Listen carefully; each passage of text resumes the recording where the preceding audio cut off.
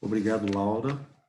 Então, nós vamos falar um pouquinho aqui sobre Alírio de Cerqueira Filho. Ele é médico, biólogo com ênfase em ecologia, pós-graduado em psiquiatria, psicologia, psicoterapia transpessoal e medicina homeopática, com formação em terapia regressiva a vivências passadas, bem como Master Practitioner na arte de programação de neurolinguística. Possui larga experiência no trabalho com o psiquismo humano, tanto como psicoterapeuta quanto educador transpessoal. Bem, Alírio, então se você quiser acrescentar um pouquinho sobre você, sobre sua casa, sobre seu trabalho, fica à vontade, certo? Sua vez.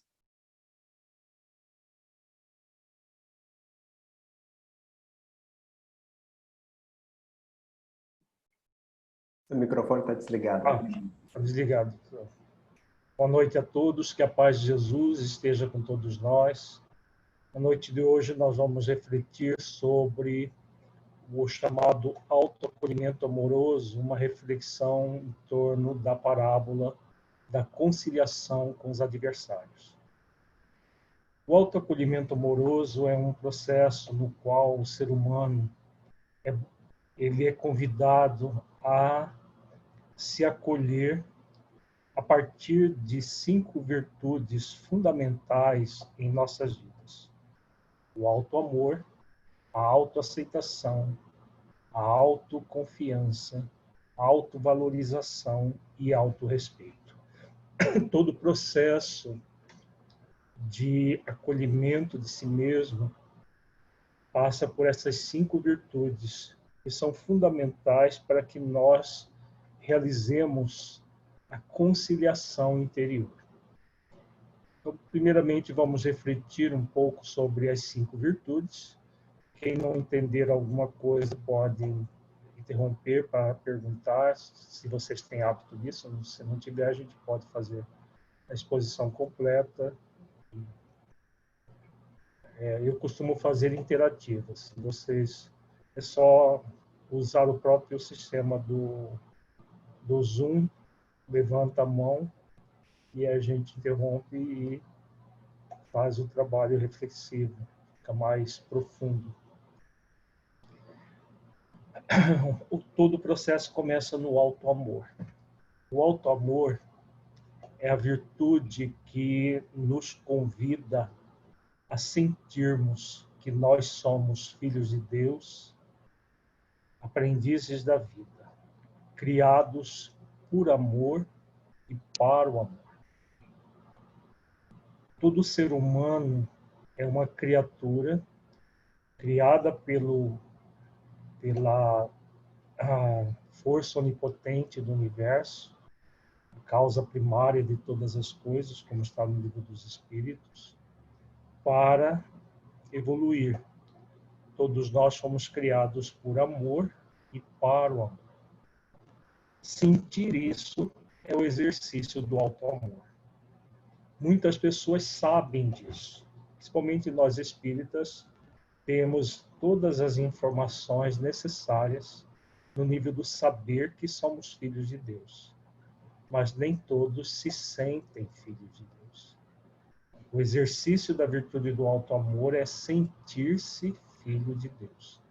Nós somos filhos criados por amor e para o amor. Esse exercício de autoamor vai nos levar à segunda virtude do autoacolhimento amoroso, que é a autoaceitação. Aceitar que nós somos espíritos em evolução, que trazemos um potencial ilimitado com possibilidades limitadas. Ou seja, nós não desenvolvemos ainda o nosso potencial. O nosso potencial é do espírito puro. Está claramente colocado na questão 115, na resposta da questão 115 do Livro dos Espíritos. Todos nós fomos criados simples e ignorantes, e a cada um Deus deu uma missão de de conhecer a verdade para aproximá-los de si. Nesse conhecimento, nós vamos adquirir a pura e eterna felicidade. É o processo de purificação até a completa felicidade, que é própria dos espíritos puros. Agora, as possibilidades já desenvolvidas são pequenas ainda no nosso nível evolutivo. Então, a autoaceitação é aceitar quem você é e como você está. Quem nós somos, espíritos imortais, filhos de Deus, aprendizes da vida, criados por amor e para o amor, e para evoluir até nos tornarmos seres angelicais. Isso é quem nós somos. Como nós estamos, ainda com uma série de imperfeições, uma série de limitações. E nesse ponto que muitas pessoas têm grandes dificuldades. Porque, em vez de se acolher como um ser evolução, muita gente se exige uma perfeição que não pode ter ainda. E aí acaba se auto-rejeitando em vez de se auto-aceitar. A auto-rejeição é o processo no qual nós nos rejeitamos porque temos imperfeições, porque temos as nossas limitações.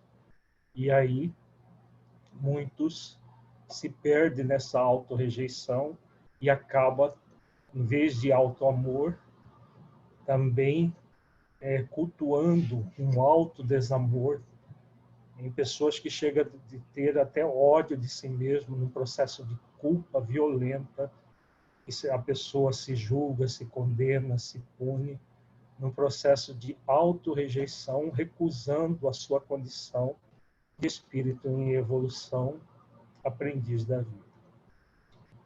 Se nós nos acolhemos como nós somos e como nós estamos, nós temos aí a diferença desses dois verbos.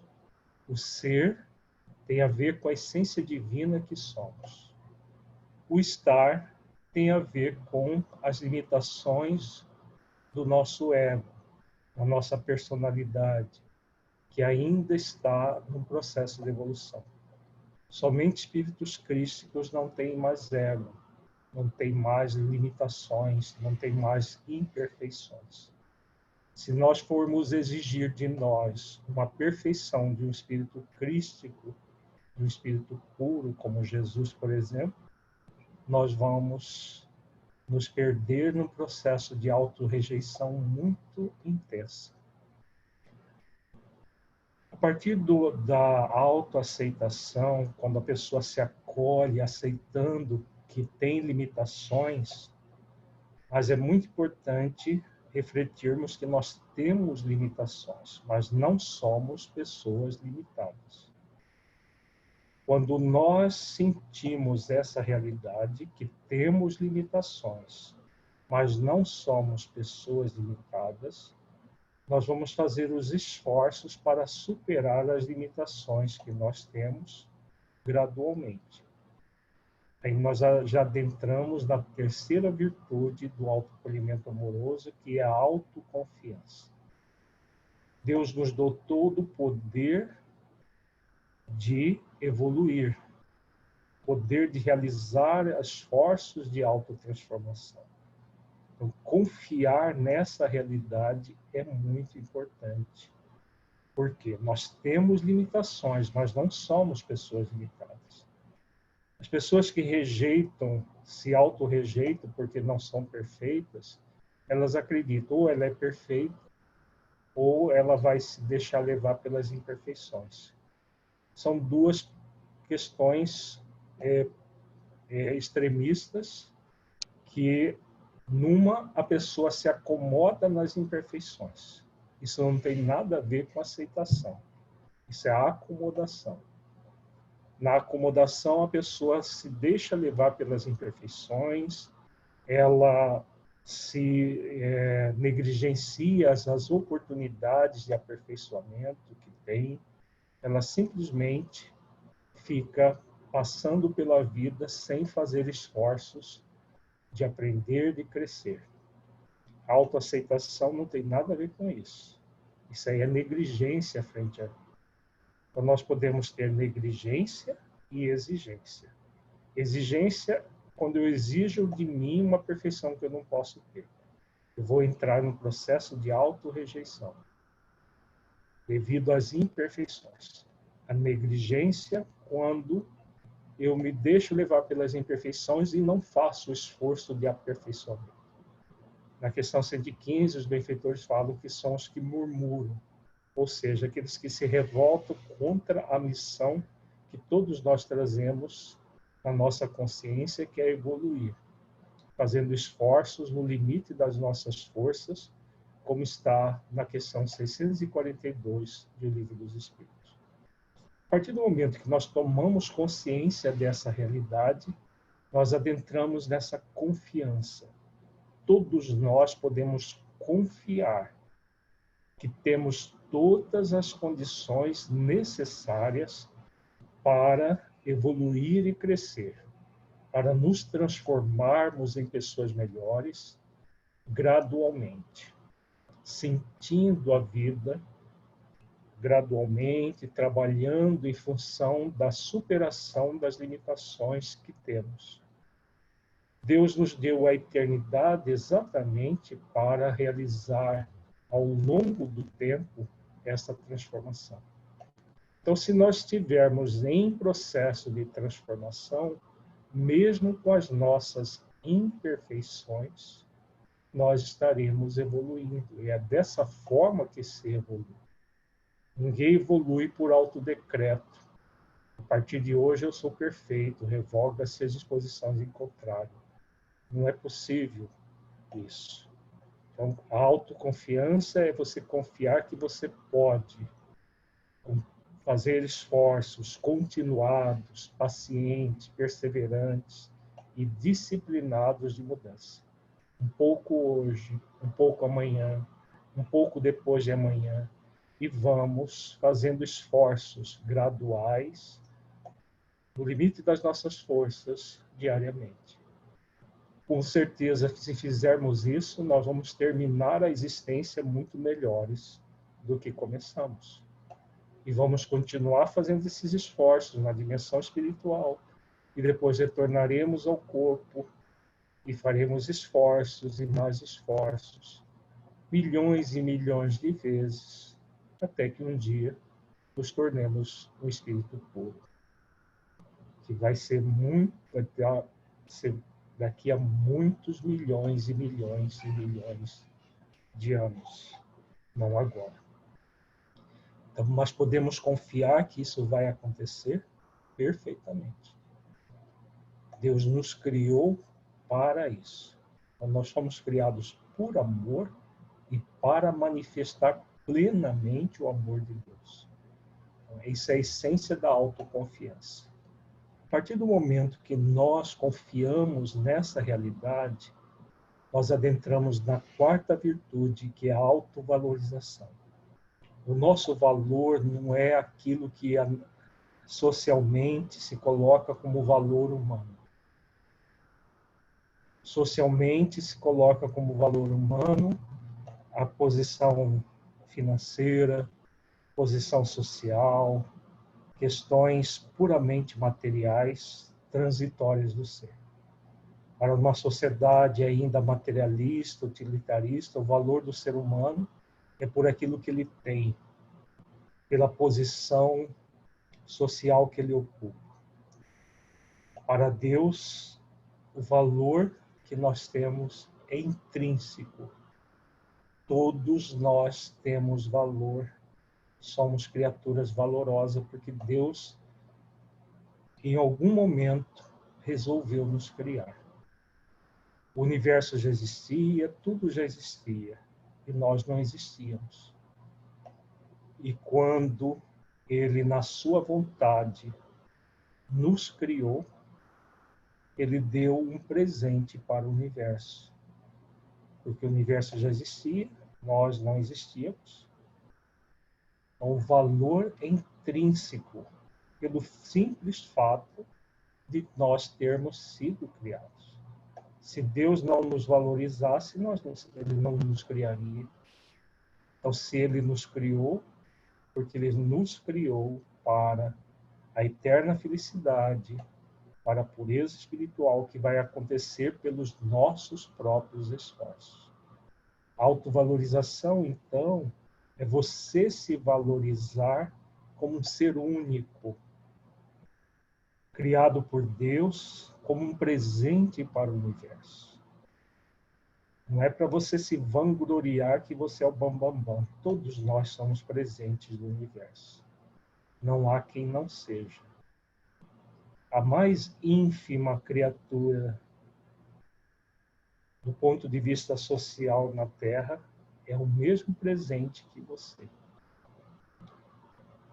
Do ponto de vista social, do ponto de vista de recursos financeiros, é a grande maioria. Mas dentro da questão de Deus, da visão de Deus, todos têm o mesmo valor. A partir do momento que nós refletimos a vida dessa maneira, nós adentramos na quinta virtude, que é o autorrespeito. Se eu me valorizo como um ser em evolução, criado por amor e para o amor, eu também vou me respeitar, vou colocar limites na relação com os outros para ser respeitado, ao mesmo tempo que eu respeito os outros. Então, nós fechamos o ciclo com essas 5 virtudes. Elas são 5 virtudes que formam um círculo virtuoso. Auto-amor, autoaceitação, autoconfiança, autovalorização e autorrespeito. Cada virtude alimenta a virtude anterior e, por sua vez, é alimentada por essa virtude. Então, o auto-amor alimenta a autoaceitação, que alimenta o auto-amor, que vai alimentar a autoconfiança, a autovalorização e autorrespeito, formando o autorrespeito, fecha o ciclo, dando uma alimentação ao auto-amor e assim formando esse círculo que a separação é apenas didática. Essas 5 virtudes formam um todo, indissociável. Não dá para tirar uma virtude quando começa uma e termina outra. Isso nada é possível. Não é possível fazer isso. São 5 virtudes que têm nuances próprias, por isso que didaticamente nós separamos, mas são virtudes do ser imortal que somos. Por que essas 5 virtudes são tão importantes? Porque elas são necessárias para realizar aquilo que Jesus nos recomenda na parábola da conciliação com os adversários, que está narrada por Mateus no capítulo 5, versículos 25 e 26, quando ele diz: concilia-te depressa com teu adversário, enquanto estás no caminho com ele, para que não aconteça que o adversário te entregue ao juiz, e o juiz te entregue ao oficial, e te encerrem na prisão. Em verdade te digo que de maneira nenhuma sairás dali enquanto não pagares o último ceitil. Essa é uma parábola muito simples, com apenas 2 versículos, mas de uma profundidade muito grande. Ela tem 2 níveis de interpretação. Existe a interpretação em relação aos adversários externos, que são as pessoas que, por algum motivo, nos tornaram desafetos nossos. e que nós somos convidados a conciliar com eles. Nesta existência, numa próxima, todos os desafetos nós vamos conciliar um dia. Porque na condição de espírito puro não é possível um espírito puro ter desafetos. As próprias leis divinas se encarregam de gerar essa conciliação. Porque muitas vezes pessoas que se tornaram nossas inimigas por algum motivo, porque às vezes a inimizade não surgiu de nós, surgiu do outro, nesta existência ela não quer a conciliação. Muitas vezes ela quer distância de nós. Então, do ponto de vista imediato, não há, melhor dizendo, não há condições da conciliação. Agora, do ponto de vista imediato, ou seja, no nível do espírito imortal, ela sempre vai acontecer. Se não acontecer agora, vai acontecer numa próxima existência, numa próxima, até que não sobre nenhum adversário. Mas essa interpretação não é a mais profunda. A mais profunda é a interpretação na qual nós observamos essa conciliação com os nossos adversários internos. Quem são os nossos adversários internos? São os sentimentos negativos que ainda trazemos em nós. Quando a pessoa se exige uma perfeição, ela cria um processo de uma guerra íntima constante, em que há uma rejeição de si mesmo por causa dos sentimentos negativos. Como se a vida dela se resumisse a esses sentimentos negativos. Se nós vermos os sentimentos negativos como adversários e ficarmos brigando com eles, eles vão nos entregar ao juiz e o juiz vai nos entregar ao oficial que vai nos colocar na prisão. Por isso que Jesus recomenda: concilia-te depressa com teu adversário enquanto estás a caminho com ele. Se nós conciliarmos com o adversário, o que esse adversário se torna nosso? Ele deixa de ser adversário para se tornar um amigo. Ele se torna um companheiro, um aliado, e não mais um adversário. Se o ego que trazemos ele é fruto da ignorância a ser transformado em nós, é assim que nós devemos ter uma relação conosco, com essa ignorância que vai ser transformada com o tempo, conforme diz a questão 115. Nós fomos criados simples, ignorantes, e temos uma missão de conhecer a verdade, para nos aproximarmos de Deus. Esse conhecimento vai acontecer aos poucos, não vai ser de uma hora para outra. E se nós conciliarmos com os adversários internos, quais são esses adversários? Orgulho, egoísmo, raiva, ódio, mágoa, ressentimento, ansiedade, inquietude, tristeza. São vários sentimentos, medo, perfeccionismo. São vários sentimentos egóicos, evidentes e alguns mascarados, aliás, muitos mascarados. São as pseudo-virtudes que muitas vezes nós nutrimos. Jesus fala: concilia-te depressa. Depressa é o símbolo do aqui e agora, já, neste momento. Com o teu adversário enquanto ele estás a caminho com ele, significa na hora que o sentimento está se manifestando.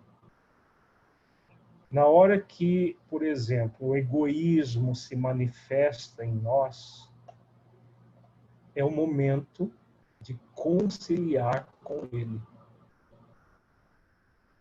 tornando o egoísmo nosso amigo. Muita gente vai dizer assim, mas que absurdo. O egoísmo é a chaga da humanidade, como diz lá no Livro dos Espíritos, no Evangelho. Realmente é.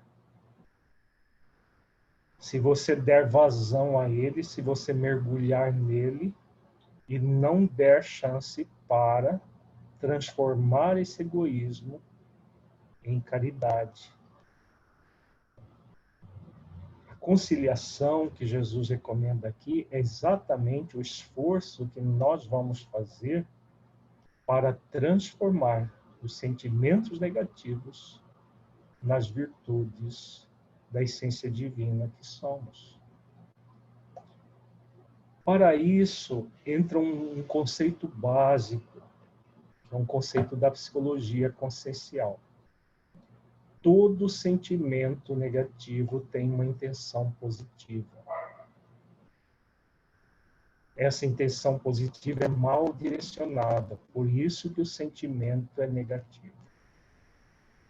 Nós somos uma essência divina, então tudo que sai de nós, mesmo quando equivocado, tem uma intenção positiva. Pelo fato de sermos uma essência divina. Mas por ignorância, nós não direcionamos adequadamente essa intenção. Como diz o ditado popular, de boa intenção o inferno está cheio. Então não basta a boa intenção. É necessário que haja uma boa intenção com uma boa direção. Mas o egoísmo, assim como o orgulho, como a mágoa, qualquer sentimento negativo tem uma intenção positiva. E para que você possa fazer essa conciliação, o primeiro passo é você enxergar a intenção positiva desse sentimento. Para você fazer um convite a você mesmo de conciliação, direcionando adequadamente essa intenção positiva. Então, a título de exercício, vamos exercitar uma reflexão. Qual é a intenção positiva do egoísmo? A intenção positiva do egoísmo é a de querer o melhor para si. A pessoa egoísta, ela quer o melhor para si. Mas por que o egoísmo é a chaga da humanidade? Porque ela quer o melhor para si em detrimento dos outros. Não importa se ela quer o melhor para si, o outro vai, por exemplo, uma pessoa que abusa de outra num trabalho, dando um salário mínimo possível, às vezes até abaixo do que a lei preconiza. Para que ela possa ter muito, o outro precisa ter nada ou quase nada. Então, é esse o grande problema do egoísmo. É o melhor para mim e, no máximo, para os meus. Né? Como o egoísta acha. O egoísta, por exemplo, numa pandemia, utiliza um cargo de governador, de deputado, de secretário de saúde, de tudo mais, para desviar dinheiro público, como nós estamos vendo diariamente. Foi a senha para quando, na pandemia, o estado de emergência permitiu que as pessoas fizessem compras sem licitação, e aí, para muitos, foi a senha para se locupletar com dinheiro público em plena pandemia, onde muitas pessoas estão passando fome e essas pessoas se locupletando com dinheiro público, muita gente com dificuldades nos hospitais e os políticos enriquecendo com dinheiro que era para ser usado. Então, esse é o grande problema do egoísmo. Querer o melhor para si em detrimento do outro. Então, concilia-te é pegar essa intenção positiva e direcionar adequadamente. Nós vamos fazer um acordo, porque conciliação é um acordo com você mesmo. A pessoa que tomou consciência que a vida dela não é para ter, mas para ser, ela vai conciliar com o egoísmo. Vai assumir uma posição de conciliador. O conciliador interno que todos nós trazemos é a essência divina que somos. Então, nós vamos fazer uma reflexão. Essa conciliação é por meio de um exercício de reflexão. Eu quero o melhor para mim. Isso é muito bom. Isso é muito digno. Todo ser humano deveria querer o melhor para si mesmo. Porque isso é exercício de auto-amor. Agora, é muito importante que esse melhor para mim seja o melhor para todos.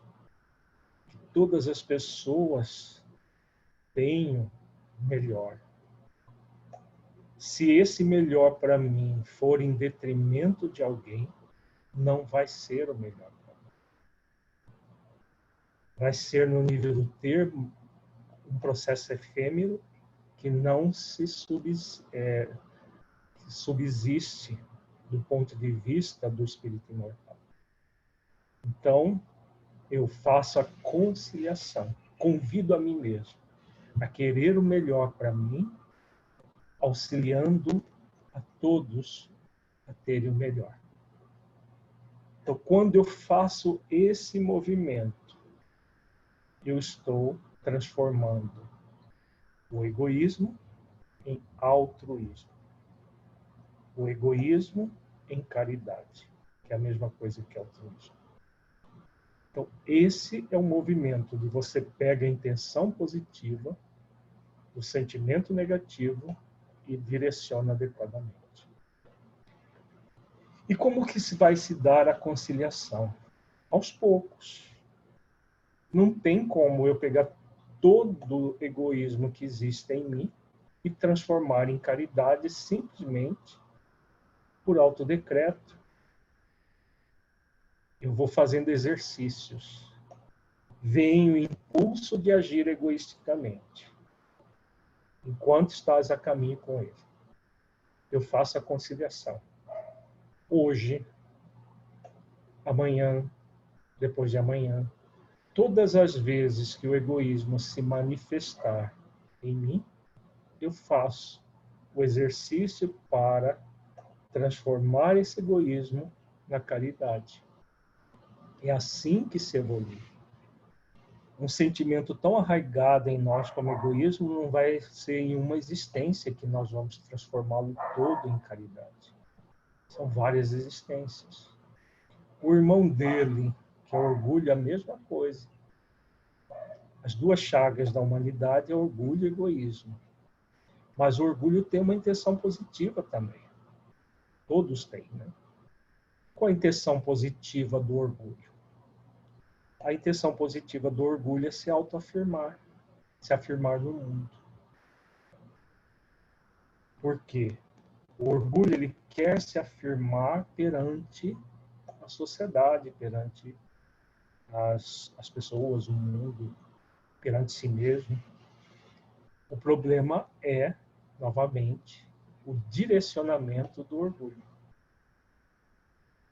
A pessoa quer se afirmar diminuindo os outros, em detrimento dos outros, se colocando como mais do que os outros, pisando nos outros, humilhando os outros, fazendo tudo contra os outros. Então, por isso que ele é um sentimento negativo.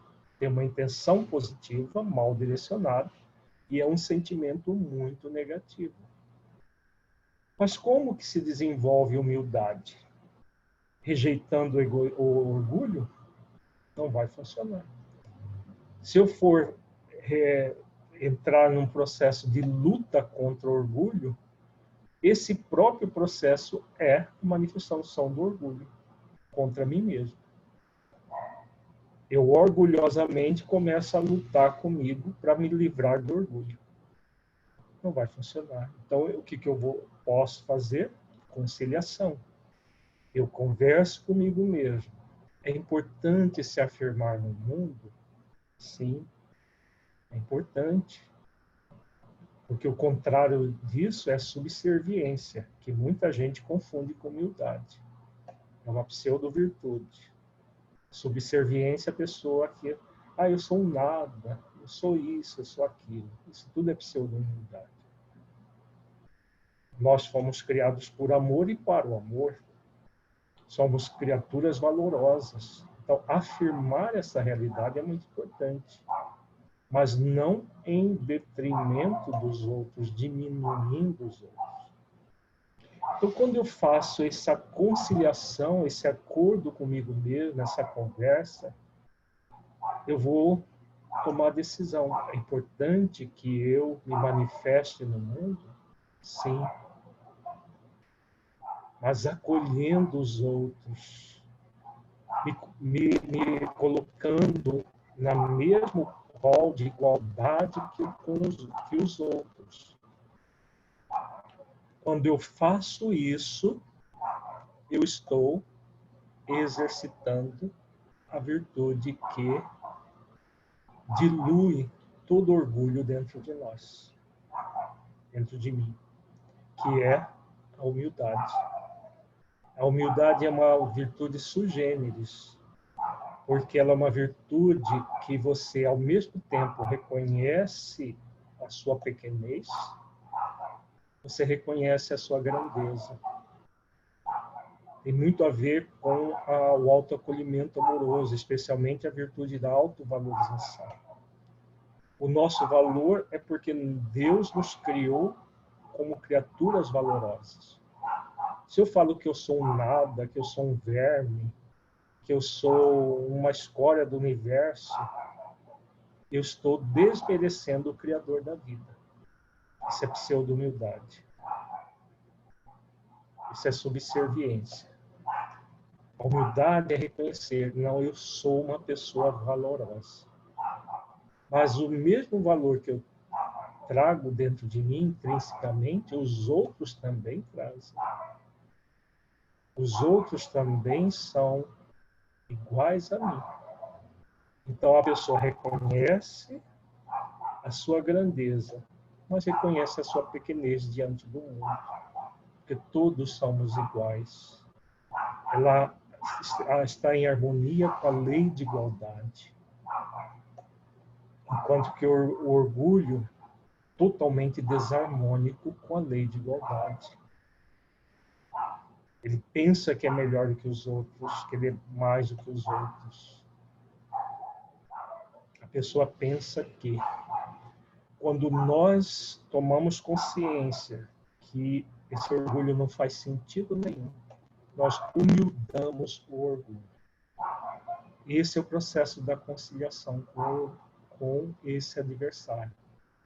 Poderíamos pegar qualquer sentimento negativo, vamos encontrar a intenção positiva e direcionar adequadamente. Devido ao nosso tempo, não vamos. São centenas de sentimentos negativos para exercitar aqui. Mas todos eles é só pensar o que esse sentimento quer de bom para mim. Por exemplo, o ressentimento. Só mais um. O ressentimento também é um sentimento muito negativo, faz muito mal para a nossa saúde física e mental. A pessoa que cultua o ressentimento pode produzir doenças graves para si mesma, não só na mente, mas no corpo, cânceres, doenças autoimunes e outras mais. Mas ele tem uma intenção positiva. A intenção positiva do ressentimento é fazer justiça. A pessoa, em algum momento, foi ofendida, foi ferida. Tem muito a ver com orgulho também. Então, ela se sente ferida e aí ela entra no processo de ressentir aquela humilhação. Tem muito a ver com orgulho ferido. Então, ela deseja fazer justiça. Então, o ressentimento vai gerar o desejo de vingança. O desejo de vingança nada mais é do que fazer justiça. Por que é tão negativo? porque esse ressentir os processos e desejar se vingar tem uma direção inadequada, que é um movimento ligado à lei de Italião, que é uma lei que não é uma lei criada pelo ser humano, do olho por olho, dente por dente. E nós somos convidados a exercitar a lei de amor, justiça e caridade.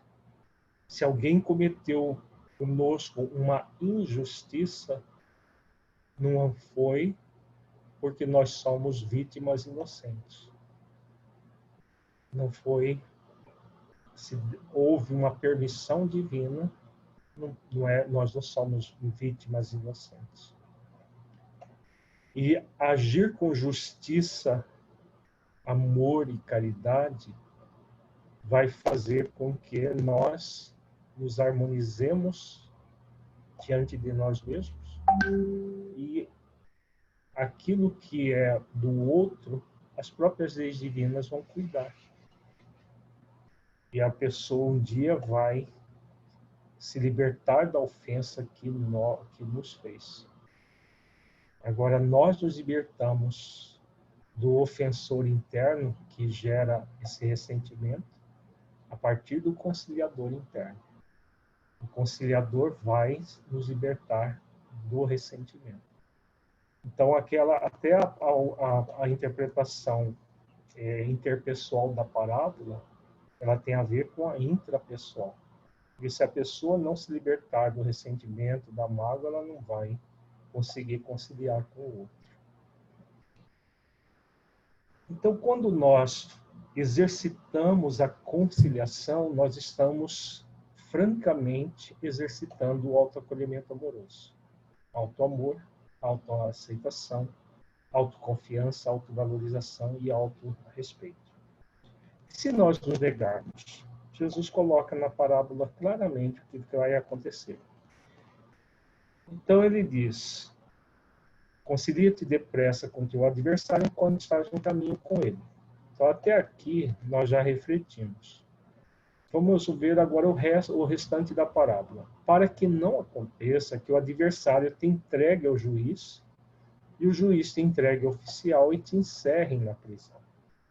Então qual é o significado dessa parte aqui da parábola?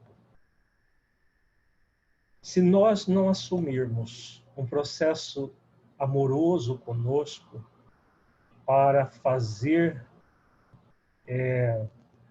com que o conciliador interno esteja sempre presente na nossa vida, quem vai assumir no lugar do conciliador é o juiz. Quem é o juiz aqui na parábola?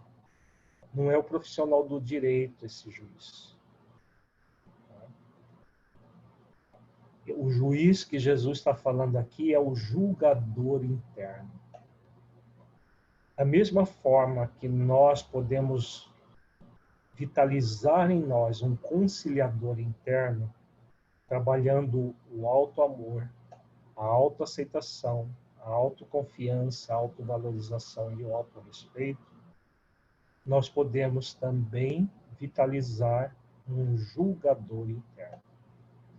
E aí, em vez de auto-amor, vamos agir com auto-desamor, auto-rejeição, auto-desconfiança, auto-desvalorização e auto-desrespeito. Sentimentos exatamente o contrário, que vão fortalecer o juiz, o julgador interno. O que o julgador interno faz? O julgador interno, ele julga, condena e pune. Então, o juiz entrega ao oficial. O oficial quem é? A autocondenação. A prisão, autopunição. Então, nós temos 3 movimentos: autojulgamento, autocondenação e autopunição. Quando nós exigimos de nós perfeição, é isso que nós vamos ter o tempo todo. Não é todas as vezes que manifestar uma imperfeição em nós, sob a forma de um sentimento negativo, nós vamos nos julgar, nos condenar e nos punir. Então, quando, por exemplo, um de nós espíritas percebemos em nós um movimento de egoísmo, se a pessoa não cuidar, porque o egoísmo é muito colocado pelos benfeitores nas obras básicas, nas outras obras complementares, como uma chaga da humanidade. Na hora que o egoísmo se manifesta, a pessoa assume o papel do julgador. Onde já se viu, eu sou espírita há tantos anos e ainda estou egoísta desse jeito. Ainda estou orgulhoso desse jeito. Ainda fico magoado desse jeito. Julgando, se julga, se condena e se pune. Criando uma prisão sem grados. Muita gente vive numa prisão sem grados. Às vezes esse processo é tão forte que a pessoa entra em depressão, vivendo numa prisão sem grades dentro de si mesma, porque ela se julga, se condena e se pune o tempo todo, por não ter a perfeição que ela gostaria de ter. E porque da mesma forma que existe o processo da culpa, que é o julgamento, a condenação e a punição, existe o mecanismo da desculpa, que o juiz age da mesma maneira, só que em vez de ele julgar, condenar e punir, ele julga, justifica e foge da responsabilidade em relação ao erro, que é o movimento da negligência. A pessoa negligencia a oportunidade de conciliação. Então, muitas vezes, nós vivemos um movimento pendular. Uma hora negligenciamos as oportunidades da vida, outra hora exigimos de nós uma perfeição e ficamos nesse movimento que só gera julgamento ou condenação e punição, ou justificativa e fuga de uma realidade. E ficamos alienados. Os dois são prisões de forma diferente. A prisão na ignorância, caso da pessoa que não faz esforços de aperfeiçoamento, continua presa na ignorância. A pessoa que se culpa pelo julgamento, condenação e punição está na prisão da culpa, que também é um processo de ignorância, mais intenso, que faz com que a pessoa fique ali, naquela situação, até que ela resolva pagar o último ceitil, que é a fiança para sair dessa prisão. Então, qual é a fiança? Jesus diz, não saireis dali enquanto não pagares o último ceitil. O ceitil é uma moeda da época, era equivalente a 1 centavo de qualquer moeda. Porque a moeda da época tinha o talento, o denário e o ceitil. O talento era 100 denários, um denário. Vamos fazer uma comparação. Seria R$1, 100 reais, 1 centavo.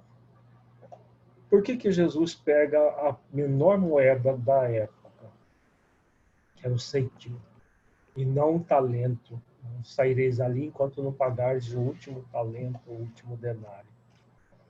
Porque o ceitil é um símbolo de algo muito pequeno, muito, assim, ínfimo. E essa fiança é exatamente o exercício de uma virtude que tem essa característica de pequenez, mas ela é muito grande ao mesmo tempo. Que virtude é essa? A humildade. Então, a humildade de reconhecer que quando nós não conciliamos com os nossos adversários internos, o resultado vai ser entrar numa prisão. Essa prisão se chama conflito consciencial, conflito emocional, conflitos de várias ordens. tanto no processo de desculpa quanto no processo de culpa, nós ficamos conflituados. E conflituados, a pessoa fica numa verdadeira prisão sem grados. Por isso tem prisão tanto no processo da culpa quanto da desculpa. A prisão nos conflitos, as prisões nas insatisfações. Porque nós só vamos sentir a felicidade, não a plena do futuro, que isso é uma conquista do espírito puro, mas a felicidade relativa, se nós estivermos fazendo esforços para cumprir o nosso dever consciencial. Esse dever de conciliar, de evoluir, de nos valorizar. Então, quando nós refletimos a vida assim, e ao refletir, percebemos que nós estamos nessa prisão porque não estamos conciliando, esse exercício mínimo de humildade, de reconhecer que você é causador dos seus conflitos, você é causador de todos os problemas que você tem, não é o obsessor que é o causador dos seus problemas. No movimento espírita, nós temos muito de jogar para os espíritos problemas nossos. O problema não sou eu, esse obsessor horroroso que me acompanha há muitos anos. Eu sou um anjo de candura, o obsessor é quem me atrapalha. Né? Só faltava falar assim, mas o processo de reconhecimento, eu sou responsável pelos meus problemas. Isso é exercício de humildade. Da mesma forma que eu sou responsável pelos meus problemas, eu sou responsável pela libertação desses problemas. E libertar disso tudo. Eu posso, eu consigo, eu sou capaz, eu mereço me libertar. Quando a pessoa faz isso, quando ela está na prisão, seja a prisão da culpa, da desculpa, ou de ambas, que é o mais comum, ela sai da prisão. Ela paga a fiança e sai da prisão. Para quê? Para conciliar. Vejamos que Jesus fala que se nós conciliarmos o tempo todo, ninguém vai para a prisão. A prisão só existe para quem não concilia. Vamos ler novamente a parábola inteira. Concilia-te depressa com teu adversário enquanto estás no caminho com ele, para que não aconteça que o adversário te entregue ao juiz e o juiz te entregue ao oficial e te encerre na prisão. Em verdade te digo que de maneira nenhuma sairás dali enquanto não pagares o último centavo. Então, vejamos que quando você assume o processo de conciliação, que é o exercício do autoacolhimento amoroso, de forma prática, diariamente com você, manifestou um sentimento negativo, se acolhe, um auto-amor. Eu sou um espírito imortal, filho de Deus, aprendiz da vida. Eu me aceito como sou e como eu estou. Eu estou ainda com bastante orgulho, com bastante egoísmo, com mágoas. Eu estou assim. Mas se eu estou assim, eu posso superar isso. Eu confio que eu sou capaz de superar gradualmente, por esforços continuados, pacientes, perseverantes e disciplinados, esse orgulho, esse egoísmo, essa mágoa, esse ciúme, essa inveja, qualquer sentimento negativo. A partir do momento que eu faço isso, eu estou num processo de valorização de quem eu sou. Eu sou uma pessoa valorosa. Então não adianta eu me culpar, porque a culpa não vai me fazer nenhum efeito benéfico. Ao contrário, a culpa vai me colocar numa prisão sem grades, que eu fico ali sofrendo desnecessariamente. Eu só vou produzir fora da prisão. A desculpa também não vai me levar a lugar algum. Eu fico numa prisão do conflito, me torno uma pessoa conflituada, porque eu desculpo e me culpo. Eu só vou me libertar conciliando. Então eu sou uma pessoa valorosa, capaz de conciliar. E eu me respeito por isso. E aí, quando nós decidimos por alimentar o conciliador interno, tudo flui na nossa vida. O fluxo de vida se dá dentro de nós, é a vida em abundância que Jesus ensina. Eu vim para que tenhas vida, e vida em abundância. Podemos usufruir da abundância da vida, ou podemos viver na prisão. A escolha é nossa. Se alguém tiver alguma pergunta, estamos disponíveis para responder. Alírio, primeiro agradecer mais uma vez pela explanação que nos remete a reflexões muito profundas. Aqui no Facebook, para que nós estamos transmitindo ao vivo, o companheiro Erivan Santana faz uma seguinte questão. Do ponto de vista da doutrina espírita, como podemos analisar o equilíbrio espiritual, a paz interior, a autoestima, com o bem-estar e a saúde do corpo físico? Pode repetir, porque houve uma falhazinha na hora da ordem. Ok. Do ponto de vista da doutrina espírita, como podemos analisar o equilíbrio espiritual, a paz interior, a autoestima, com o bem-estar e a saúde do corpo físico? Quando nós trabalhamos o autoacolhimento amoroso, conciliando com os adversários, o resultado vai ser a saúde no nível mais profundo de saúde. Saúde do espírito, saúde energética no perispírito e, consequente, saúde física no nosso corpo, por esse processo de harmonia interior. Então, quanto mais exercício de virtudes nós fizermos, mais equilibrados, mais harmonizados seremos. Muito bem. Mais uma pergunta aqui, Alírio. Nessa sua interpretação belíssima da parábola da conciliação com os adversários, aquele trecho em que Jesus fala que reconcilia-te depressa enquanto estás a caminho, qual seria o significado do enquanto estar a caminho? Falei na exposição. Estar a caminho na hora que o sentimento egóico está se manifestando. A gente concilia na hora, não é depois. O problema é que dá preguiça, né? A gente está sempre deixando para depois o trabalho da transformação interior.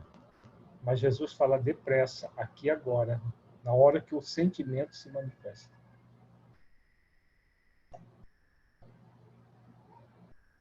Aqui, Anderson, nenhuma pergunta mais. Fica com você.